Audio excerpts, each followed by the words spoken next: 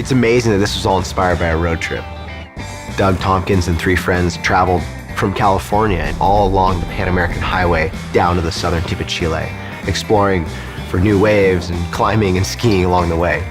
And it was that sense of adventure that really protected this place.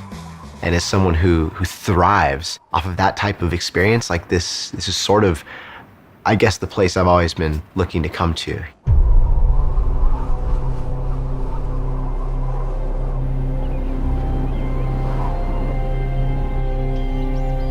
You can't come to Patagonia without being exposed. You can see for miles and miles, and the wind just whips through this landscape like nothing you've ever seen. It makes you feel so vulnerable. There's a really good reason people call it the last wild place on Earth.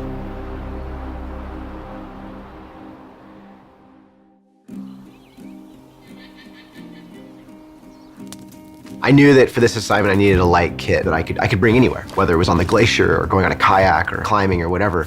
And then I knew that the aerial perspective of this place was critical. So I brought with me DJI's newest lightweight drone, the Mavic Air, which is just something I could throw in my bag and it wouldn't take up any space.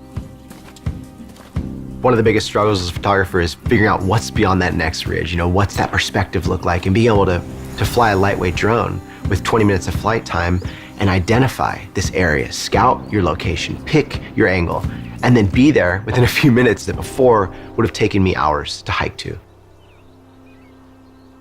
mean, any good storyteller knows that it's not enough just to be on the sidelines. You have to be immersed in these projects. You have to experience them for yourself. We're halfway up a death slab of loose rock. We don't really know what we're getting ourselves into. For me, one of the most important things is not being weighed down by tons of gear. And I didn't want to sacrifice my image quality, and so bringing the Mavic Air allowed me to really have the best of both worlds. 12 megapixel sensor and something that can shoot 4K 30 frames per second at 100 megabits. It's amazing for me as a storyteller to help really bring that vision to life. When I was shooting the kayakers running over this waterfall, I know I'm literally going to have a second to make it work. And I mean, let's be honest, I'm not a drone pilot. I'm a photographer and a storyteller. So by using this drone that has incredible obstacle avoidance, it's so user-friendly, I can put it in the air and not worry about having to be an amazing pilot. For me, I can focus on the action because that's the thing that's really going to help me tell the greatest story.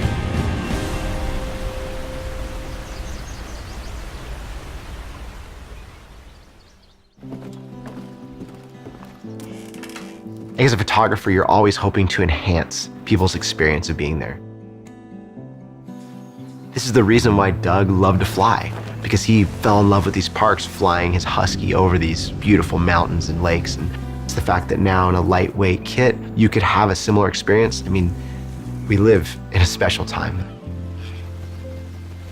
As nasty as I was about drones for the first several years, I'm a convert because the beauty from the eye of a bird, it is one of the ways that you truly come to understand how all of those landscapes are knit together. I want the maximum number of acres around the world to be conserved and loved. And this kind of technology is an unbelievably beautiful translator toward that. We may call Patagonia the last wild place on Earth, and as romantic as that may sound, I think in many ways it's a wake-up call. What I've found is that trying to convince somebody about a glacier that's receding thousands of miles away they'll never see, they'll never experience, they'll never know about, it's really hard to make change that way. So I guess I'd hope through my photographs, my videos, my stories, I can help share that message in a more intimate way. The end goal is that people actually come and they actually see it for themselves, because that is the way that we will create positive change.